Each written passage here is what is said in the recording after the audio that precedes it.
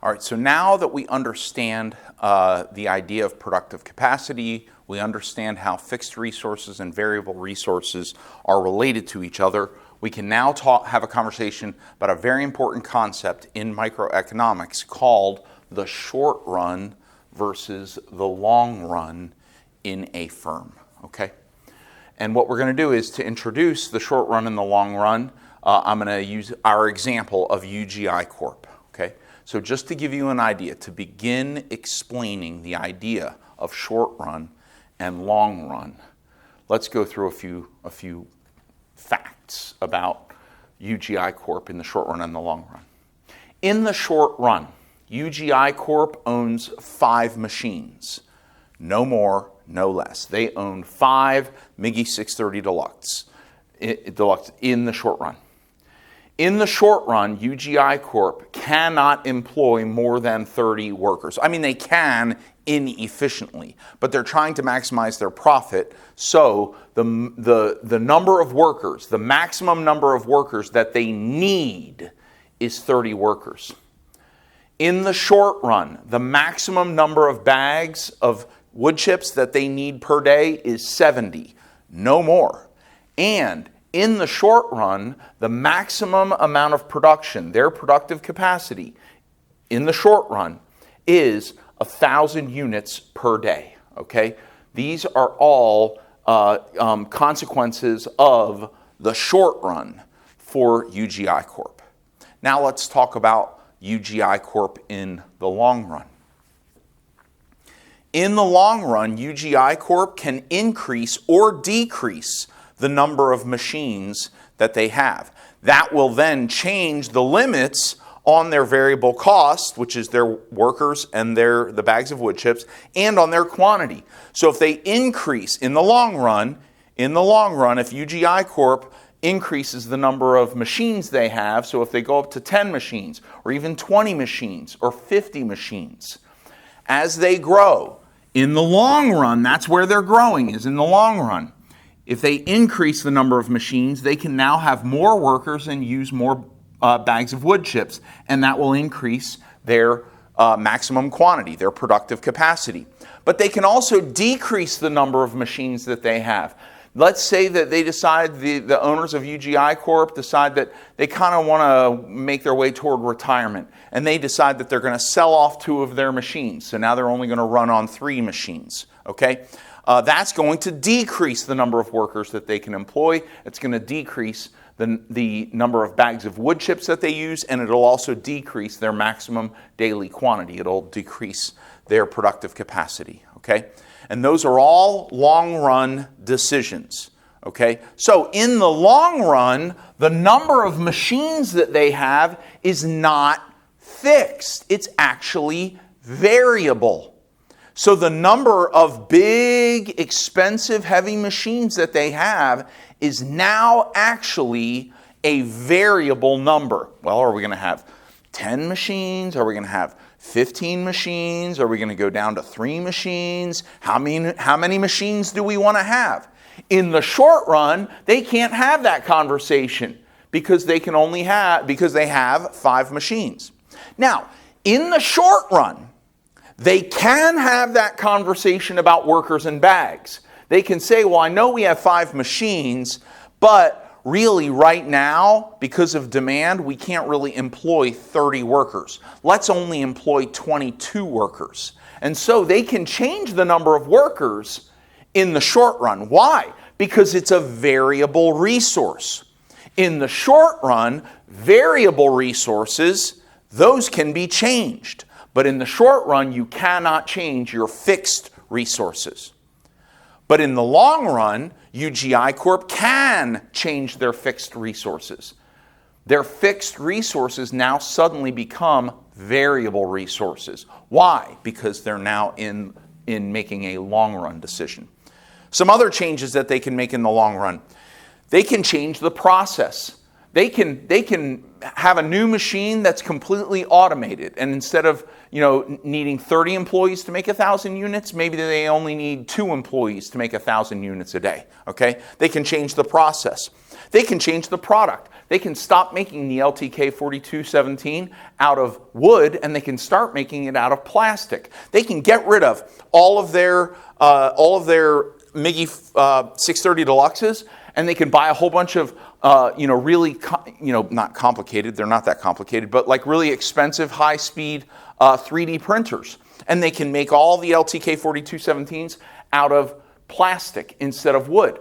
They can even stop selling LTK 4217s and start selling staplers. They can even change to and get into the restaurant business. They can start franchising Panera Bread companies or something like that. In the long run, they can change their process, their product. They can change their location. They can shut down their factory that they've been running for over 100 years in Pennsylvania, and they can open up a factory in Iowa if they want to, okay? They can even go out of business in the long run. In the long run, they can just shut down, sell off all of their assets, and retire. Okay, and so this is our example of, and I hope you're starting to get an understanding for the difference between the short run and the long run. And so now what we're going to do is I'm going to give you some definitions. I'm going to give you a definition for the short run, and I'm going to give you a definition for the long run. All right, so I've got now a definition up here for short run and also one for long run, but let's look at short run first, okay? So our definition for short run is, it's a circumstance or state of planning in a firm in which a firm has fixed costs, and those fixed costs restrict or limit the company's decision-making and limits the production and the profit of the firm. So it's a circumstance in which and a planning state in which a business has a lot of limits on their decision making. They're restricted and limited in making decisions about variable costs. They're restricted and limited in making decisions on products and what they're going to sell, and they're limited in how much production, hence productive capacity, and in how much profit they can earn. And we mentioned that in the video on fixed resources and variable resources. In the short run, fixed resources cannot be altered. UGI Corp in the short run has 5 MIGI 630 Deluxes. That's what they have to work with. If you start suggesting, well, why don't they add a couple more machines, you just left the short run and went to the long run. You just changed the whole game, okay? So in the short run, we have 5 machines. You can have conversations like, well, why don't we lay off a few workers to save some money? That's fine. All of those decisions are short-run decisions within the limitations of 5 machines, okay? Fixed resources cannot be altered. Why? Well, usually because those fixed resources are really expensive, and we don't do big, super expensive things in the short run, okay? Also, the company's often, well, sometimes, often, under long-term contracts. What kind of long-term contracts? Well, oftentimes it's a lease. For example, if you're a retailing company, you might rent retail space from a shopping center, and you might have had to sign either a 5 or a 10-year lease in order to be in that shopping center. That's a long-term contract. You're limited by your space because you only rented so much space. So you are restricted and limited in your decision making to that retail space that you have. Fixed resources are also really expensive. And so if the company just got done, or let's say in the last few years, putting a lot of money into machines and into new technology and that sort of thing, they have to pay off all of that expensive technology and earn revenues back until they're ready to make that next step into more expensive capital and new innovation or new technology, okay?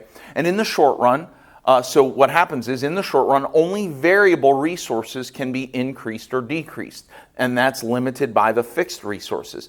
And this is what we mentioned with UGI Corp. Because they only have 5 of the machines, they can only have 30 of 30 employees, and they can only use daily up to 70 bags of wood chips. So as far as 0 up to 30 employees, they can make that decision as much as they want in the short run. As if they want to make the decision about 0 up to 70 bags of wood chips per day, they can make that decision all that they want because those are variable resources, but they cannot make decisions about their fixed resources. In the short run, a firm is limited by its size. It has a maximum size, limited by their location. They can only operate wherever they currently are, and they're limited by their products. They can produce only whatever it is that they're producing, with minor variation. For example, a pizzeria might be able to add some toppings to the pizzas that they sell. But a pizzeria probably won't be able to change, for example, the largest pizza that they can sell. If their pizza oven can only bake a 16-inch pizza, then in the short run, they can't decide to start cooking 18-inch pizzas. Okay, that's the short run. But in the long run, it's completely different. Anything is possible in the long run. Here's our definition. It's a circumstance or state of planning in which decision-making in a firm is not constrained by fixed costs. Are there no constraints? No, of course there's constraints. Like, there's gravity. There's the planet Earth. There's the availability of how many humans there are on the Earth. Okay, so there are some, but generally speaking, those aren't, that's not what we're looking at here, okay? Most companies, when they're constrained to their production and profit by their fixed resources. Well, in the long run, they're in a state of planning in which decision-making in a firm is not constrained by fixed costs, making that company free, making it free to redefine its fixed resources and its strategy, okay? And so in the long run, they can completely change the business.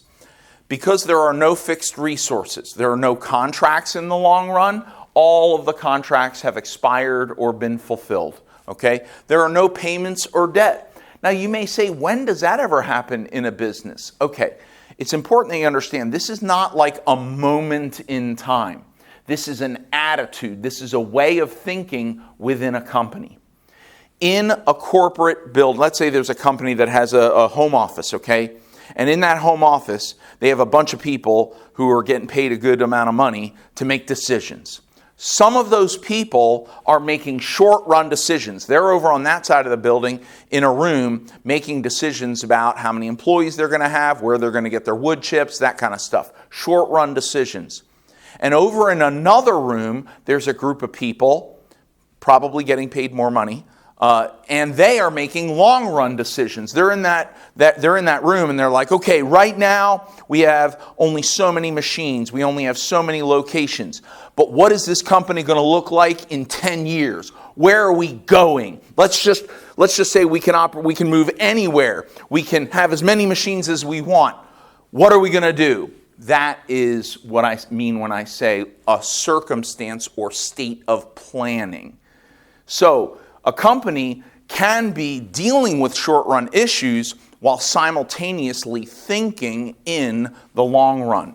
This is the level of thinking for the CEO, the CFO, the VPs and the presidents of companies. So if that's where you're going, then this is the kind of thinking that you want to start to develop. You want to start to develop, yeah, I understand right now we make hamburgers, okay?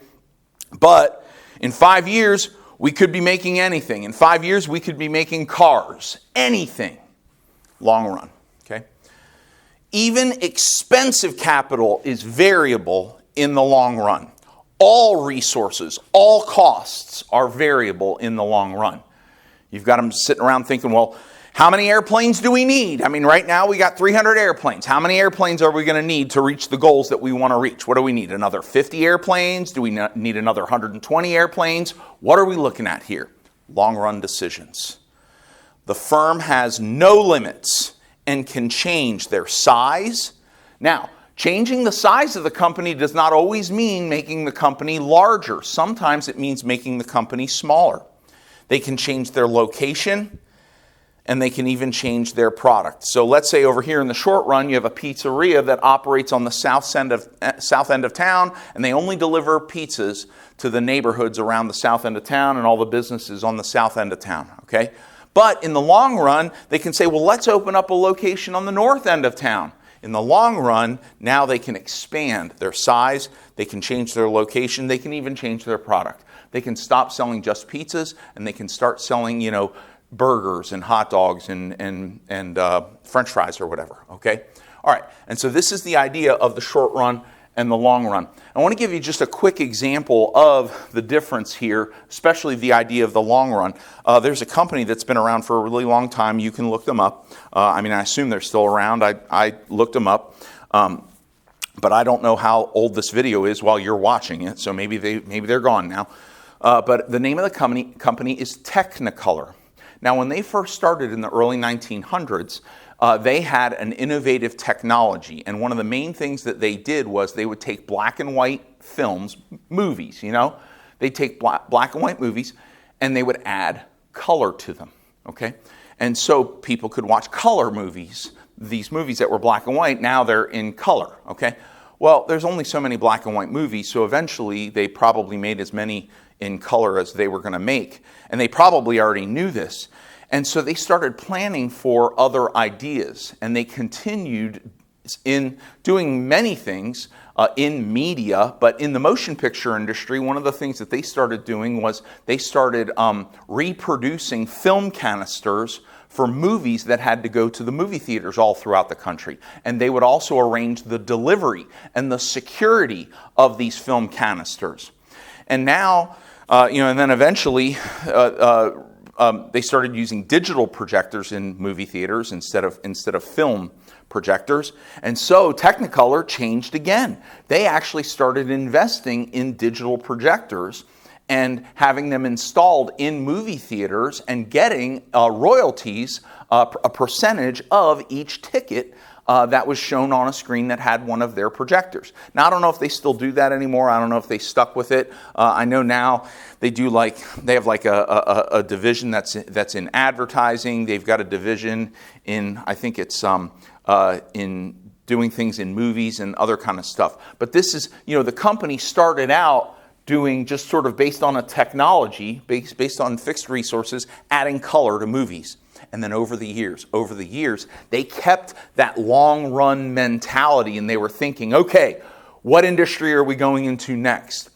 Our industry is eventually going to fade away and die. We need to be ready for the next technology, and we need to be ready to be involved so that we can continue making profits, continue earning money, okay? And that is the difference between the short run and the long run.